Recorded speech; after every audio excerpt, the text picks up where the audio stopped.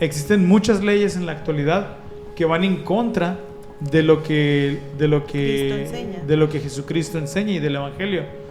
El hecho de que no violemos una ley de un artículo de la Constitución o de cualquier cosa que rija el poder judicial o federal no significa que esté alineado al Evangelio de Jesucristo. Entonces es bien importante que nosotros busquemos esa luz de Cristo y busquemos conocer y saber qué es correcto. Creo que la venganza o el juicio, como Adrián decía, no nos toca a nosotros, ¿no? Nos toca más bien amar, aunque sea muy difícil, pero nos toca tratar de comprender. Hoy en día muchas cosas se rigen por los sentimientos y eso es muy peligroso porque los sentimientos, si bien es algo natural que tenemos, entonces es algo que tenemos que, como dijera Alma, refrenar, ¿no? Refrenar tus pasiones. Entonces, en la ira nos puede llevar a algo que si bien te puedes arrepentir, hay cosas que no puedes restaurar por haberlos cometido con ira. Y entonces, sí te vas a arrepentir y todo lo que tú quieras, pero vas a cargar con esas consecuencias y te van a marcar. Esto es Ven, síguelo. Un enfoque práctico de las Escrituras con Adrián Diarte, Damara Durán y Eduardo Vadillo. Comenzamos. ¿Cuándo podemos decir que una situación ya no tiene solución? ¿O hay un límite de tiempo para esperar a que alguien cambie realmente? Esta y preguntas similares son resueltas gracias a lo que Moroni incluye en estos capítulos. La esperanza y la caridad nos equipan con la habilidad para esperar lo mejor.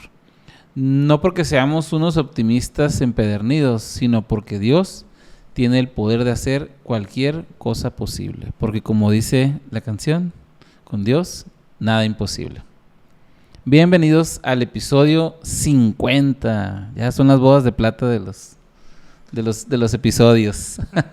Y es Cristo te anime, Moroni, del 7 al 9. Me encanta ese título, me encanta. Sobre todo porque Jesucristo pasa a ser nuestro mayor ejemplo, ¿no? Y pues como el título primero, me encanta a mí, dice, la luz de Cristo me ayuda a discernir la verdad del error.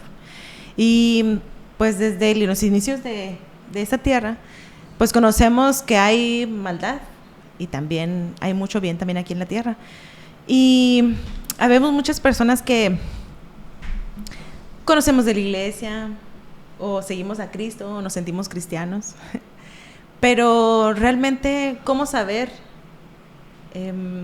qué es algo bueno? ¿Cómo? Moroni nos enseña cómo saberlo y me encanta porque son palabras que su padre les enseñó, ¿no?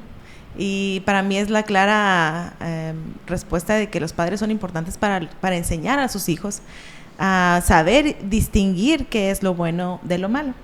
Entonces, vamos a ver el versículo 19 del capítulo 7. Adrián, ¿me podrías ayudar con ese, por favor? Claro que sí. Por tanto, os suplico, hermanos, que busquéis diligentemente en la luz de Cristo, para que podáis discernir el bien del mal, y si os aferráis a todo lo bueno y no lo condenáis, ciertamente seréis hijos de Cristo.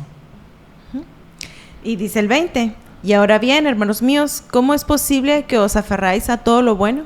Entonces, ¿cómo podremos aferrarnos a cosas buenas? Primeramente hay que saber qué es, porque menciona él la luz de Cristo, ¿verdad, Eduardo? Así es. Ayúdame con esto, a ver. Bueno, pues la luz de Cristo, me gusta mucho la definición que viene porque dice que es un poder o una influencia divino que procede de Dios y esta nos ayuda y nos prepara para recibir el Espíritu Santo, ¿no? Es algo que comúnmente se le conoce como la conciencia. A los que somos de más años es como el Pepe Grillo, ¿no? Que ahí le decía a Pinocho más o menos qué hacer. Algo más o menos así podríamos decir que es la luz de Cristo y precisamente esto nos ayuda a saber, porque luego yo estaba pensando, Damara, y Adrián, sería injusto que solo porque alguien no conoce todo el Evangelio, fuera condenado para empezar, ¿no? Entonces, aquí es donde entra este maravilloso principio del Evangelio, ¿no?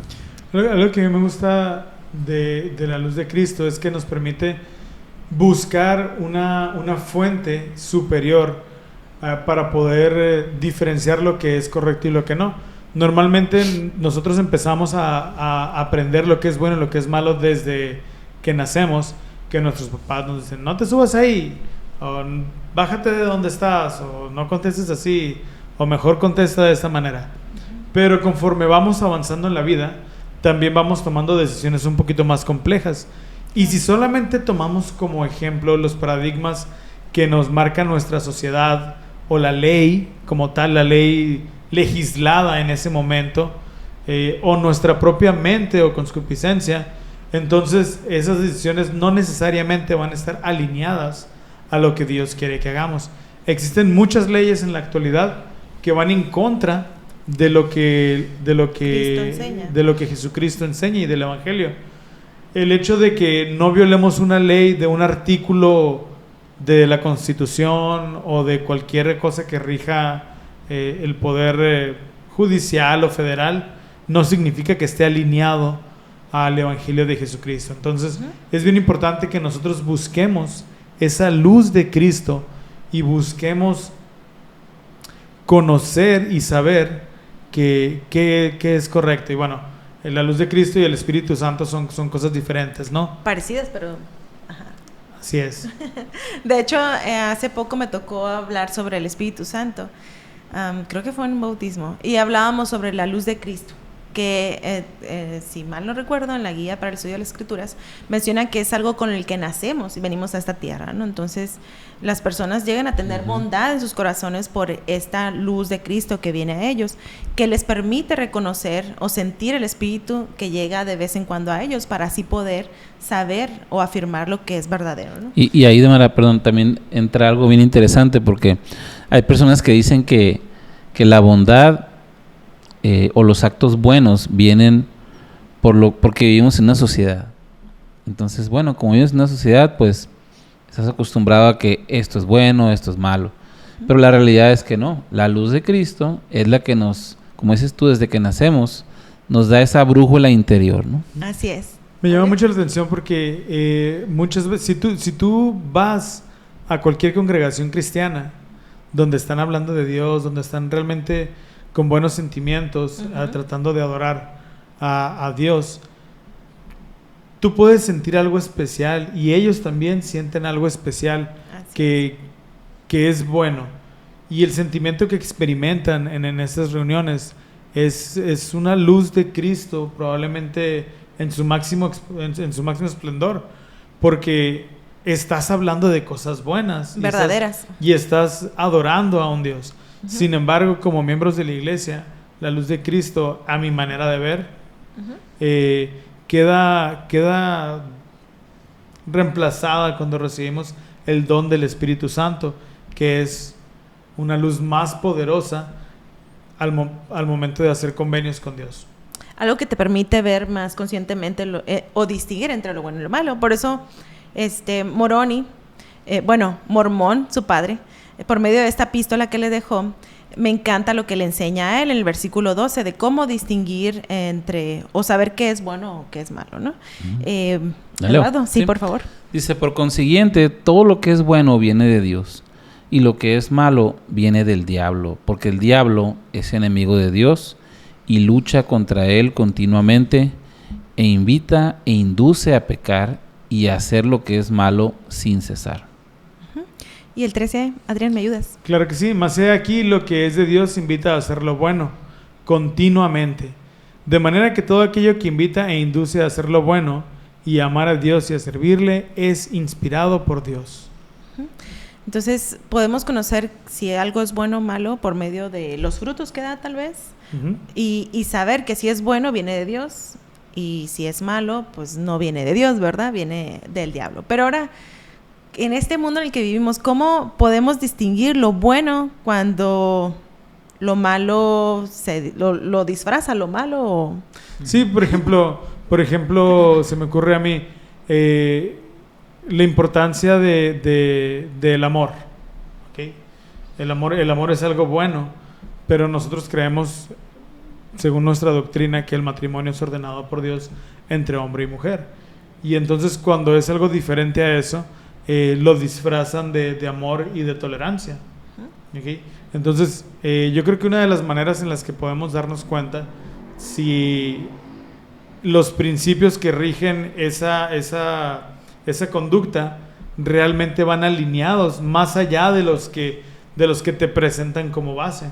En este caso sí, realmente la tolerancia es algo que Dios nos pide que hagamos, cuando nos pide que perdonemos al pecador 70 veces 7. También el amor y la caridad es el amor puro de Cristo, pero el matrimonio es ordenado por Dios y eso es lo que está adentro de la envoltura.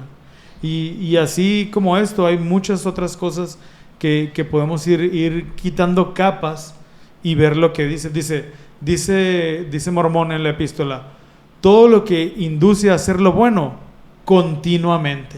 Y yo creo que esa es la palabra clave, ¿no? Y hay que recordar que Satanás es un falsificador. Muchas veces pensamos que él, por ejemplo, si algo es blanco, pues va a decir, entonces es negro. Pero no, va a decir, es perlita, ¿no? O sea, es algo muy parecido. Y creo que la manera de que podemos nosotros distinguir es, como dices tú ahorita, Adrián, es si realmente esto es algo que nos está acercando más al Salvador. Pónganse a pensar en movimientos sociales, en filosofías, en cosas que predican o sostienen que algo es bueno, pero detrás de ello, los frutos, como dices tú, Damara, apuntan para otro lado, ¿no? Hay movimientos, no todos, pero digo, hay movimientos enfocados, por ejemplo, en la mujer, pero promueven el aborto. Y dices tú, bueno, es que sí, pero no. Se promueve la libertad de elegir el albedrío, y el albedrío es bueno, un principio eterno, ¿verdad? Uh-huh. Pero cuando el albedrío te lleva a tomar decisiones incorrectas, entonces ya... Y se afecta el albedrío de alguien más. Hablábamos sobre el Espíritu Santo, sobre la luz de Cristo. Y ese es un factor importante, que podamos estar conectados con el Espíritu Santo. Él va a ser el que nos va a dar las pautas a seguir para saber, o nos va a hacer sentir, porque a lo mejor nuestra mente podría jugarnos chueco pensando en que sí estoy haciendo algo bueno, pero está disfrazado. Pues entonces ya vamos a sentir, o el Espíritu Santo nos hará sentir en nuestros corazones si eso es correcto, ¿no?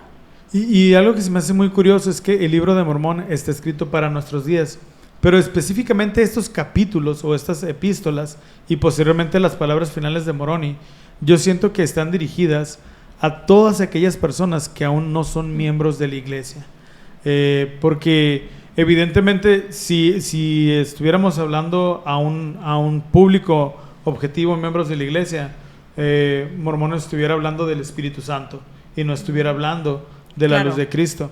¿Y con quién convivía Moroni en este momento? ¿Con quién se enfrentaba?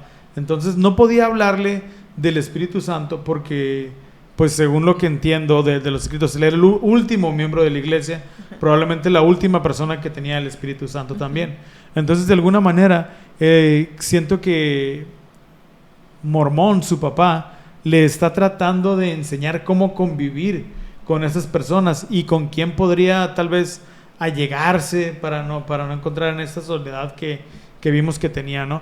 Pero también para aquellas personas de nuestros días, porque está escrito para nuestros días, que está aprendiendo del libro de Mormón y que pueda llegar y decir, bueno, este libro me enseña y me induce a hacer lo bueno continuamente, o tiene algo malo disfrazado de algo bueno. Entonces es una clara enseñanza para todas aquellas personas que están siendo amigos de la iglesia. Por sus frutos los conoceréis. Así es. Y es cierto, yo estaba pensando como miembro de la iglesia nada más que tenemos el Espíritu Santo, ¿no? Pero bien habla él de la luz de Cristo, ¿no? Y que nos permite juzgar entre algo bueno o algo malo. Y nos habla de esto Mormón en el versículo 15, que dice: pues he aquí, mis hermanos, os es concedido juzgar a fin de que podáis discernir el bien del mal y la manera de juzgar es tan clara a fin de que sepáis con un perfecto conocimiento como la luz del día lo que es la oscuridad de la noche. O sea, que va a ser fácil para nosotros poder distinguirlo, ¿no? O a lo mejor no es tan fácil, ¿verdad? En nuestros días. Dice el 16, pues he aquí, a todos los hombres se da el Espíritu de Cristo para que sepa discernir el bien y el mal. Por tanto, os muestro la manera de juzgar, porque toda cosa que invita a hacer lo bueno y persuade a creer en Cristo es enviado por el poder y el don de Cristo, por lo que sabéis con un conocimiento perfecto que es de Dios. ¿Sí? El 17 dice, pero cualquier cosa que persuada a los hombres a hacer lo malo, ya no creer en Cristo y a negarlo, ya no servir a Dios, entonces sabréis con un conocimiento perfecto que es del diablo. Ajá. Sí, perdón. Nuevamente, aquí hay algo bien curioso, porque normalmente tenemos, por lo menos entre mi familia, mis amigos, el rápidamente decir, no, espérate, no juzgues. Y a otras personas. No la juzgues. situación. Bueno, yo creo que lo que nos dice la Escritura es que sí podemos juzgar, mas no condenar. ¿Ok? Cuando nosotros, obviamente, si tenemos la habilidad de distinguir entre lo bueno y lo malo, podemos emitir un juicio y decir, ok, esta situación que está viviendo X o Y persona, a la luz de Cristo, ¿es correcta o es incorrecto? Lo que no debemos de hacer es condenar, que normalmente confundimos el juicio con la condenación. Y ojalá que choque y para que se le quite. Ay, O no. también, como dicen por ahí, no podemos juzgar con juicio final. Por ejemplo, si una persona está mal, pues tú puedes juzgar y decir, esa conducta está mal. Sin embargo, no vas a decir, esa conducta está mal y ese ya se perdió, dicen, ¿no? O sea, eso es lo que no debes hacer, ¿no? Claro. Y algo bien importante, hay un dicho que dice que lo que no se mide no puede crecer. Entonces, si constantemente nosotros estamos evitando el juicio, ¿cómo vamos a aprender de las situaciones de los demás? ¿Cómo vamos a aprender de Pedro, por ejemplo, cuando negó a Cristo? ¿Y cómo vamos a aprender a lo mejor de Lamán y Lemuel? Si no emitimos un juicio y decimos, ¿sabes qué? Estas acciones fueron correctas o fueron incorrectas. Y claro que Jesucristo es el gran juez y Él dará el juicio final y Él conoce todas las circunstancias. Pero yo creo que algo que como padres hacemos constantemente equivocadamente es decirles a nuestros hijos, no juzgues. Claro que tienen que juzgar y poder distinguir lo bueno de lo malo, pero bien importante, dejar la condenación o dejar el juicio final a quien corresponde. Exacto, aquí estamos hablando de emitir un juicio porque el Señor nos ha dado la facultad, o sea, la luz para poder juzgar, pero para tomar buenas decisiones nosotros mismos, ¿no? No con el fin de criticar a los De andar demás. evaluando las acciones de los Así demás. es. Entonces, ¿cómo podemos aferrarnos a todo lo bueno? Si ya sabemos que si es bueno, es de Dios, si es malo o no me impulsa a hacer lo bueno, entonces es el diablo. Entonces, ¿cómo podemos aferrarnos, chicos? ¿Cómo podemos aferrarnos a todo lo bueno? En mi opinión, es una matemática, ¿no? ¿Qué tanto estoy agregando a mi vida? Que es lo que me lleva al punto de adorar a Dios. O sea, es decir, ¿qué le estoy echando a mi mezcla, no? Le estoy poniendo cosas que me ayudan a acercarme o no. Y se oye tan sencillo y tan simplista, por así decirlo, pero no lo es, porque cada decisión que tomamos es algo que o nos acerca o nos aleja.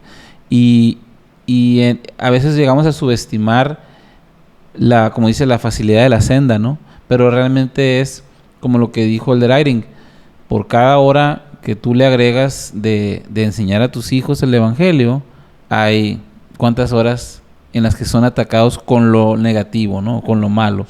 Entonces, tenemos que hacer la matemática correcta, ¿no? Para podernos aferrar. Adrián, Adelante. por ejemplo, a mí aferrarme a lo bueno, y tiene mucho que ver con el punto que sigue, es si me impulsa a amar a los demás, creo que voy por el camino correcto, ¿no? Que principalmente es el mayor don que el Señor nos dejó, que es pues la caridad, ¿verdad, Adrián?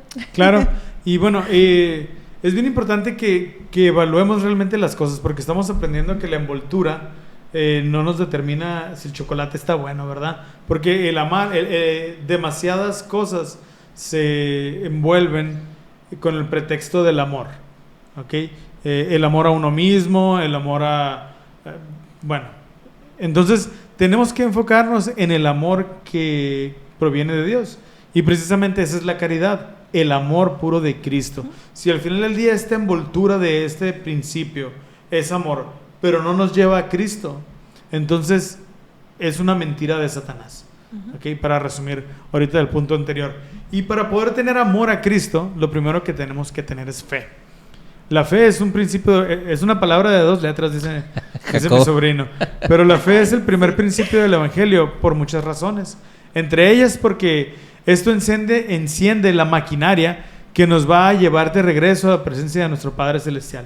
No podemos hacer convenios con Él, no podemos ni siquiera arrepentirnos de nuestros pecados si primeramente no queremos creer en un Cristo. Entonces, primero tenemos que tener fe, luego arrepentirnos, y uno nos va llevando a otro como si fuera un puente que va uniendo la doctrina, el Evangelio y todos los convenios o las promesas que hacemos con Cristo y con Dios. Por otro lado, el comenzar a tener fe va a detonar en nosotros muchos sentimientos y también el nacimiento de una serie de atributos cristianos que son necesarios para poder aferrarnos así como una guina a un perro. Qué buen ejemplo. Pero fue como una sabandija así que es bien difícil de quitar. Pero a ver si en el transcurso del podcast se nos ocurre una mejor manera de cómo aferrarnos. Okay, bueno, pues entonces vamos a leer en Moroni 7 el versículo 42. Dice: de manera que si un hombre tiene fe, es necesario, y yo pusiera entre corchetes así también, es necesario que tenga esperanza, porque sin fe no puede haber esperanza. Okay, entonces aquí hay una pregunta interesante, Eduardo. Para ti, ¿qué significa esperanza? La esperanza es una expectativa confiada, dice la guía de estudio. Es un anhelo, es una confianza en que ciertas bendiciones que se te han prometido van a llegar. ¿Cuándo? No sabemos, pero van a llegar. Okay.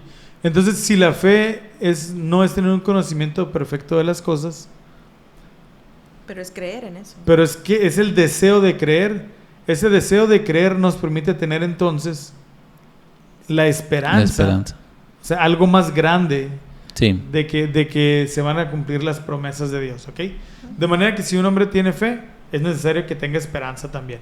Y dice el versículo 43, Tamara, por favor. Y además, aquí os digo que el hombre no puede tener fe ni esperanza a menos que sea manso y humilde de corazón. Y yo creo que aquí ya empiezan las pedradas, ¿verdad? Sí. Porque el hecho de ir a la iglesia los domingos, el hecho de participar con un llamamiento, aunque son frutos de cosas buenas, muchas veces la mansedumbre y la humildad de corazón no se encuentra presente. Y entonces es bien importante poder distinguir si las cosas que estamos haciendo vienen desde una costumbre, vienen desde un estilo de vida, o si realmente vienen desde la mansedumbre y la humildad de corazón. Cuando nosotros sostenemos a nuestros líderes generales, pero también locales, ocupamos mucha mansedumbre y mucha humildad de corazón para recordar que al final del día son hombres y mujeres que vienen de diferente contexto, o que pueden entender las cosas de una manera diferente, o simplemente tienen una expectativa de calidad de actividades a lo mejor diferente de nosotros.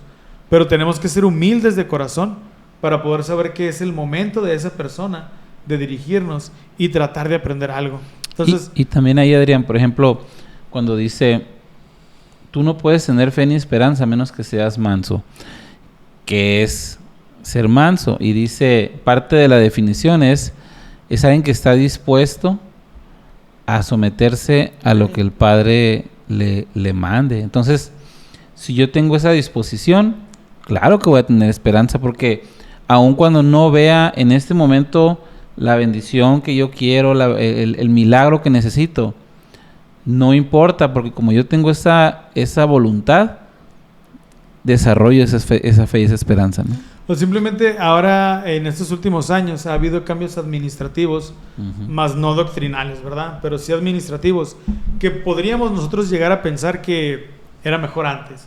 Claro que va a ser mejor estar 3 horas en la iglesia aprendiendo, pero desde otro punto de vista, claro que es mejor tener más horas para estar con tu familia en casa. Aprendiendo también. Y claro que es bueno que cada semana te enseñen el evangelio, pero también es mejor que tú como padre o como madre de familia estudies con tus hijos el evangelio. Entonces, Claro. podemos tener una fe en que la doctrina es correcta, pero si no somos mansos y humildes, esa fe se convierte en soberbia. Y yo creo que ese es Ira. o ira, y esa es la parte práctica de esta doctrina. Que lo primero que tiene que haber en nuestro corazón es mansedumbre y humildad para poder aceptar las cosas con las que nuestra mente probablemente no esté de acuerdo. Y si no la tenemos, Adrián, ¿me permites leer el 44? Ándale, adelante. Dice, porque si no, su fe y su esperanza son vanas, porque nadie es aceptable a Dios sino los mansos y humildes de corazón. Y si un hombre es manso y humilde de corazón y confiesa por el poder del Espíritu Santo que Jesús es el Cristo, es menester que tenga caridad. Caridad, eso me gusta. Porque si no tiene caridad, no es nada, por tanto, es necesario que tenga caridad. Entonces, Damara, ¿qué es la caridad? El amor puro de Cristo. Esa es la vieja confiable, ¿no? La respuesta. Sí. Es un estilo de vida. Hace poco estaba leyendo un discurso sobre esto y creo que el Elder Holland lo estaba diciendo. Podemos tener o desarrollar amor por las demás personas o decir que hacemos cosas buenas por caridad, ¿no? O por amor. Pero si no lo tenemos constantemente en nuestras vidas o no lo volvemos un hábito o un estilo de vida, entonces pasa a ser solamente algo momentáneo, ¿no? Pero el Señor nos invita a que podamos tener caridad siempre en nuestras vidas, ¿no? Hacia los demás. Y yo toda mi vida he escuchado que la Sociedad de Socorro dice que la caridad es el amor puro de Cristo, pero siempre se me ha dificultado el poder entender realmente cómo aterrizar ese principio. Ok, puedo tener caridad.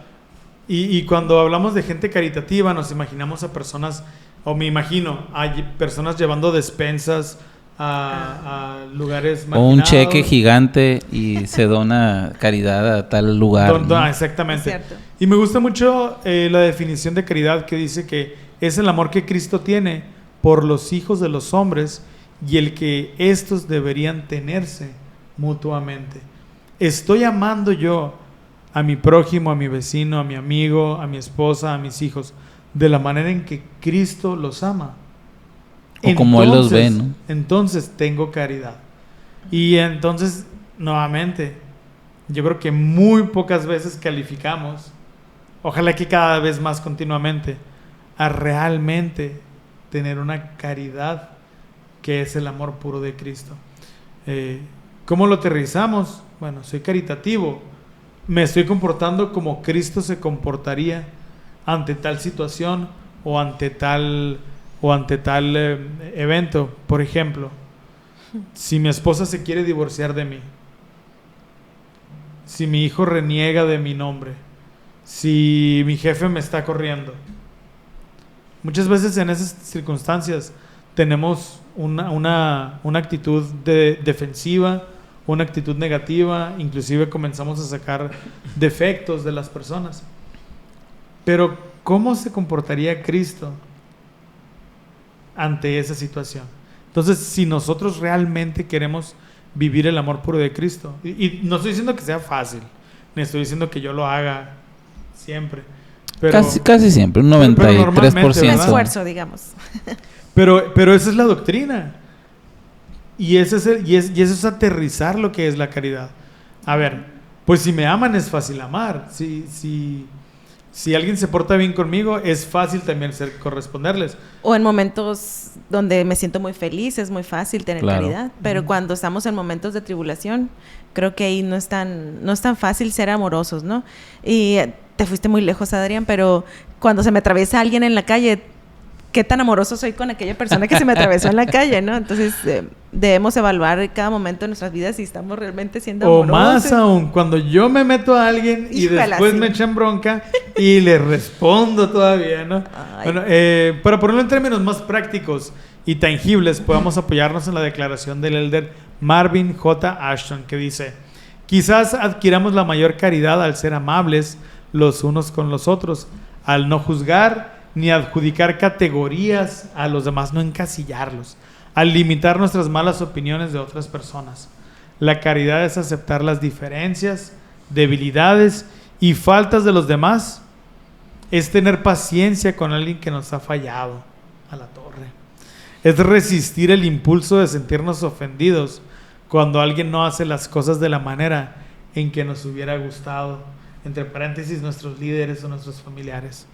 La caridad es estar dispuestos a perdonar a alguien que nos haya herido. La caridad es esperar lo mejor de los demás. Damara, ¿recuerdas alguna ocasión en que alguien ha mostrado caridad hacia ti? Sí. ¿Podrías compartirnos? No. No, porque voy a llorar. Exacto, voy a llorar. No, yo creo que cuando solemos equivocarnos y no nos damos cuenta y alguien nos hace ver y recibimos con amor ese comentario, creo que es cuando sentimos caridad, ¿no? Y porque al final, bueno, es mi forma de pensar, ¿no? Si alguien te está diciendo que estás fallando en algo, es para tu beneficio, ¿no? No responder a la defensiva, ¿no? Pero realmente ellos piensan que necesitas ese comentario, entonces uno dice, tomo lo bueno, y no sé si respondí. Sí, claro, probablemente no nos contaste específicamente, pero sí nos expresaste los sentimientos, y eso es lo que realmente importa, ¿no? Cuando lo aterrizamos. Y cuando hemos definido ya que la caridad no depende de la otra persona, sino depende de uno, y depende de esforzarnos por vencer el hombre natural y comportarnos como Cristo, es más fácil entender el concepto de la caridad que Pablo nos enseña. Sí, es Pablo, ¿verdad?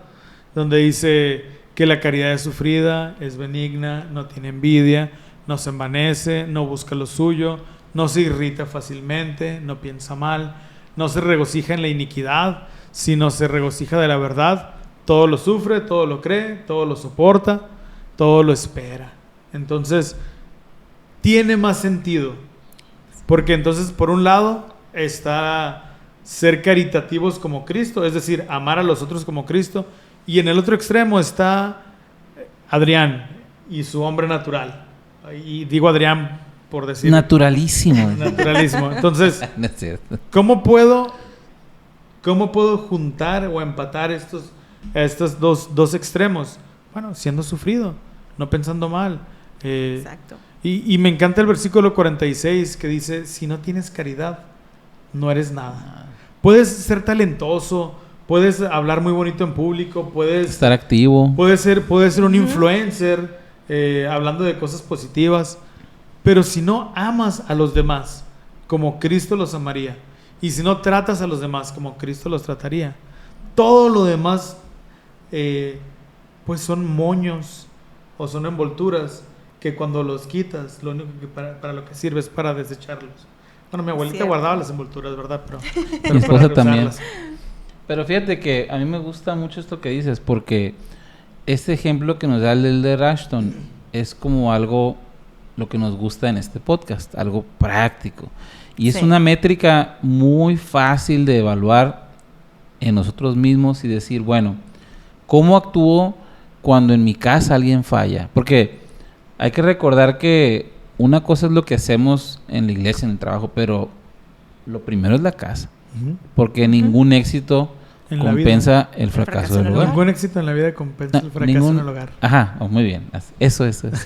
Entonces, ¿cómo soy yo con mi hijo cuando no me hace caso? Con mi esposa, cuando a lo mejor falla. Y yo creo que a mí me gusta mucho esto cuando dice, la caridad es estar dispuestos a perdonar a alguien que nos haya herido, es esperar lo mejor de los demás.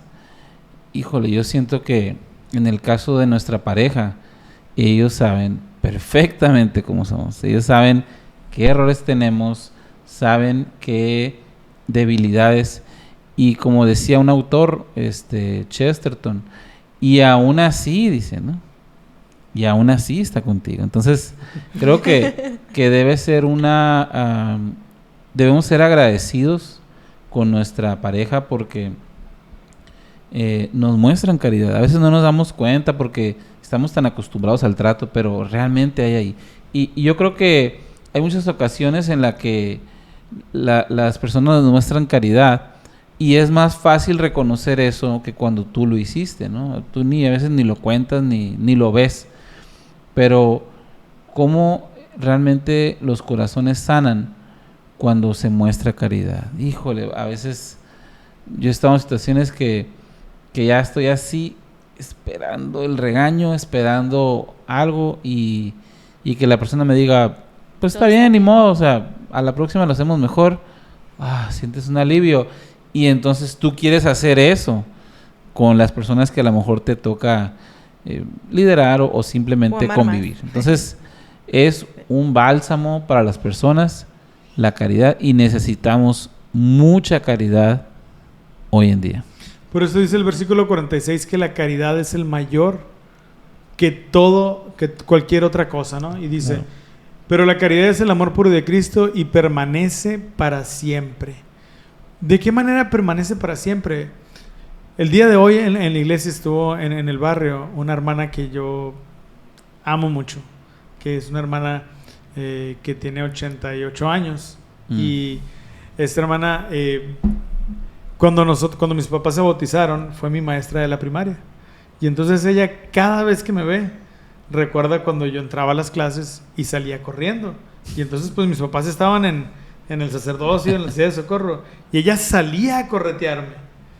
Y yo no recuerdo, y muy probablemente nunca pasó, que ella fuera y se quejara con mis papás por esto. Y entonces, muchos años después, me tocó servir como obispo de ella, y yo pude regresar esa caridad que ella había tenido conmigo. Y entonces, el día de hoy que la vi, sentí un amor muy, muy profundo por mi querida hermana Benesra, y entonces dice que el amor puro de Cristo permanece para siempre. Y entonces uno puede darse cuenta cuando ha tenido caridad para otra persona, cómo la ves con ojos diferentes, ¿no? Y entonces dice que quien la posea en el postrer día le irá bien. Pues cómo no te va a ir bien si te estás portando como Cristo, ¿no? Ahora, para quienes no la poseemos, Adrián. Bueno, pues esa es la pregunta, ¿no? ¿Cómo la desarrollamos? ¿Cómo podemos desarrollar la caridad? Te digo, en el versículo 48 dice. Adelante. Y dice, por consiguiente, amados hermanos míos, pedid al Padre con toda la energía de vuestros corazones, que seáis llenos de este amor que Él ha otorgado a todos los que son discípulos verdaderos de su Hijo Jesucristo. Pedid en oración, ¿no? Pero, y bueno, y vuelvo a lo mismo, ¿no? Lo que platicábamos hace rato, fuera de cámaras. Si yo le voy a pedir al Padre caridad, no significa que automáticamente las personas se van a comportar para que yo reaccione como reaccionaría Cristo. Tengo que desarrollar habilidades como la paciencia, la tolerancia, el aprender a quedarme callado, el aprender a no gritar, el aprender a modular mi voz y tantas cosas que a mí de manera personal me hacen falta, ¿verdad? Pero ¿me recuerdas una oración donde pedían que cambie, que mejore en esto? Entonces, para poder yo si nosotros pedimos al Padre por caridad, tenemos que entender que vamos a estar expuestos a situaciones en donde no nos vamos a sentir cómodos. Uh-huh. Pero es ahí donde tenemos que recordar que estamos queriendo desarrollar la caridad. Perdón, hoy en la clase de escuela dominical hablaba sobre pagar el precio. Entonces, si queremos realmente ser o tener caridad, necesitamos pagar el precio, esforzarnos realmente por ser pacientes. Sí. Eduardo me regaló un libro hace como 1 año y medio de Outliners. Sí, y en este libro hay una teoría que dice que para llegar a ser expertos en algo necesitamos 10,000 horas de práctica. Y esto viene siendo más o menos como 10 horas a la semana por 20 años. Entonces, si nosotros queremos ser maestros en la caridad, pues ya sabemos el precio que tenemos que pagar. Y yo nada más quería agregar para finalizar aquí que si se fijan, dice pedid al Padre, ¿no? Con toda la energía. Y pasa algo muy curioso en el Evangelio. Hay cosas que sí son secuenciales. Por ejemplo, la doctrina de Cristo, pues primero tienes fe, y luego te arrepientes, ¿no? Y te va llevando como una escalerita. Pero hay otras cosas que, como dice el Kieran, son como fibras que van entrelazadas juntas. Por ejemplo, la fe y la esperanza es muy difícil separarlas. O sea, van como medio enredadas. Son primas hermanas. Y muchas veces, si yo me dedico, por ejemplo, a desarrollar la oración, que mi oración sea con más fe, que mi oración sea más sincera, que mi oración sea más profunda, al elevar ese principio, resulta que otros principios se van a elevar a la par. Entonces, en esta carrera de buscar la caridad, nos vamos a dar cuenta que cuando lleguemos, habremos elevado y mejorado y nos volveremos expertos en muchos principios a la vez. Damara, Eduardo y Adrián están listos para seguir platicando contigo. Quédate con nosotros. Consideremos estos principios teniendo en cuenta el amor puro que Cristo nos profesa y que nosotros, como seguidores suyos, tratamos de tener los unos por los otros. En las Escrituras se define este tipo de amor como la caridad. Cuando pensamos en la caridad, solemos pensar en actos generosos y donaciones para aliviar el sufrimiento de quienes atraviesan dificultades físicas, materiales o emocionales. Sin embargo, la caridad no solo está relacionada con algo que donamos a alguien, sino que es un atributo del Salvador y puede llegar a formar parte de nuestra personalidad. Por ello, no es de extrañar que el Señor nos mandara vestirnos con el vínculo de la caridad, que es el vínculo de la perfección y de la paz. Sin caridad no somos nada y no podemos heredar el lugar que el Señor nos ha preparado en las mansiones de nuestro Padre Celestial. Estamos de regreso en Ven, Síguelo. Y bueno, llegamos al último segmento. Vamos a ver Moroni 9:35, hablando acerca de la ira y cómo ésta nos conduce al pesar y al sufrimiento. Y el Salvador, en su famoso Sermón del Monte, en estas enseñanzas revolucionarias que trajo él, ¿no?, nos enseñaba o nos prevenía sobre la ira. Y él dijo: pero yo os digo que cualquiera que se enoje con su hermano será culpable de juicio. Y Adrián, ¿cuál es el peligro de sucumbir a la ira, como dice la palabra? Bueno, primero, antes de contestar la respuesta, me encantan esos capítulos porque hay un estilo de yoga que se llama el Hatha Yoga. Y el Hatha Yoga lo que hace es que te pone en una postura y después la siguiente postura es completamente opuesta a la primera. Entonces, si en una estás así en la posición de perro boca arriba, que es así cuando estás así como una casita de campaña, la siguiente posición es cuando estás en el piso y levantas tu columna al revés. Uy. Y entonces, Damar aquí que practica yoga me entiende. Entonces, de pasar a entender lo que es el amor puro de Cristo, la lección nos lleva a el que se enoje con su hermano será culpable de juicio. Es decir, hace una Hatha Yoga doctrinal ahí.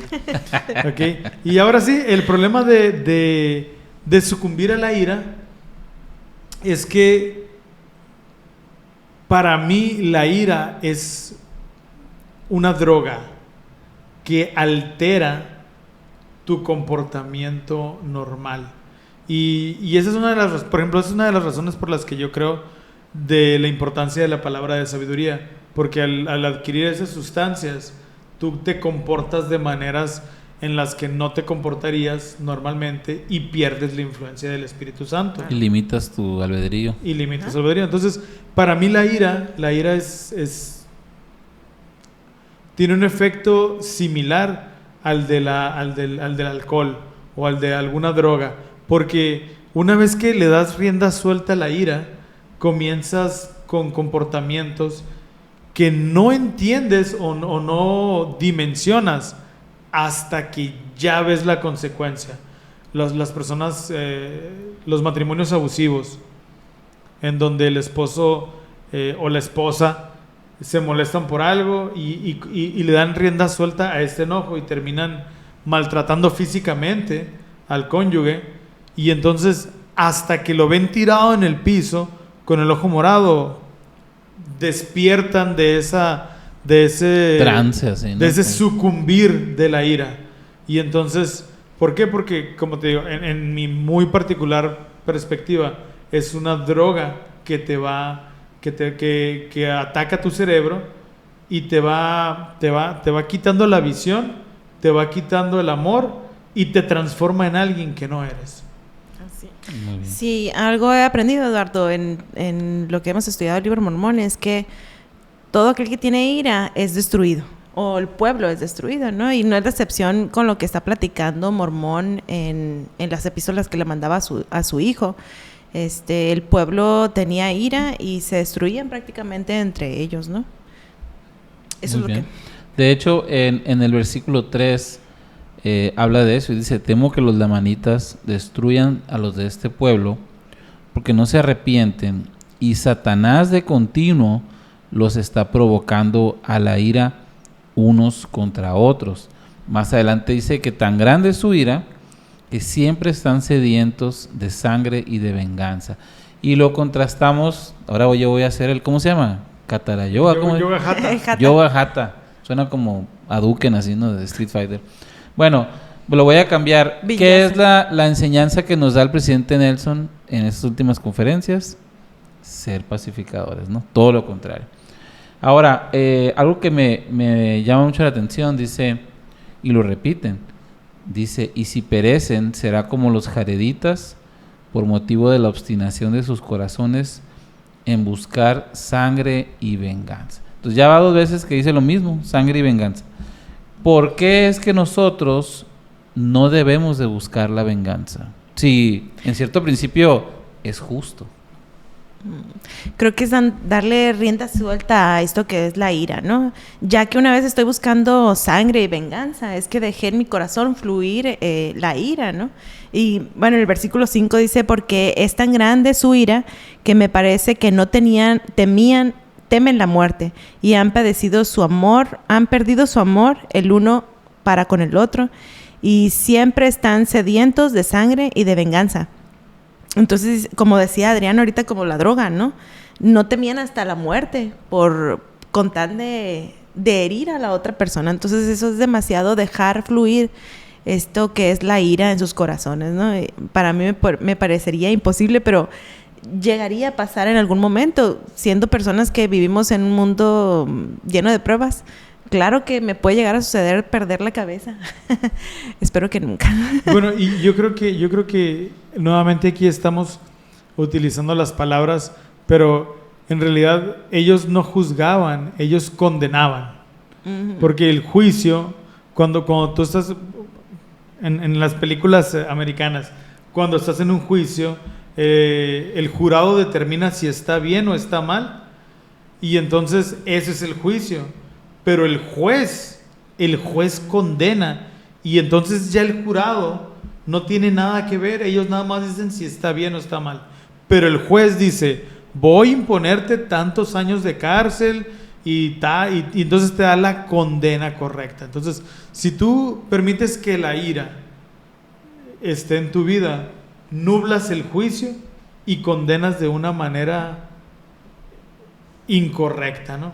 Entonces, de hecho, hablando ya de juicios y de jueces, me gusta mucho el mensaje que nos sugiere la clase del presidente Gordon B. Hinckley, que dice: tardos para airarse. Y airarse como que no es algo que me suene mucho, ¿no? Pero entiendo Sí. yo que es como para molestarse, Para ¿no? molestarse. Uh-huh. Y dice que las cárceles están llenas de personas que actuaron bajo la influencia de esta droga, ¿no? Que estamos hablando, que es la ira. que muy probablemente si hubieran sabido controlarse, no hubieran llegado a cometer esa infracción a la ley que los llevó ahí.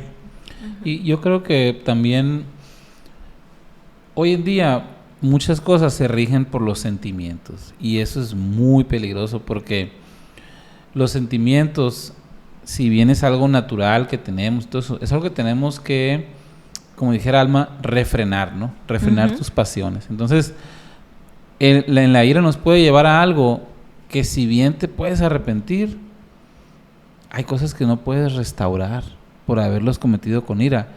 Y entonces, sí te vas a arrepentir y todo lo que tú quieras, pero vas a cargar con esas consecuencias y te van a marcar. Entonces, me encanta que El Salvador nos dice, ni siquiera te enojes, ¿no?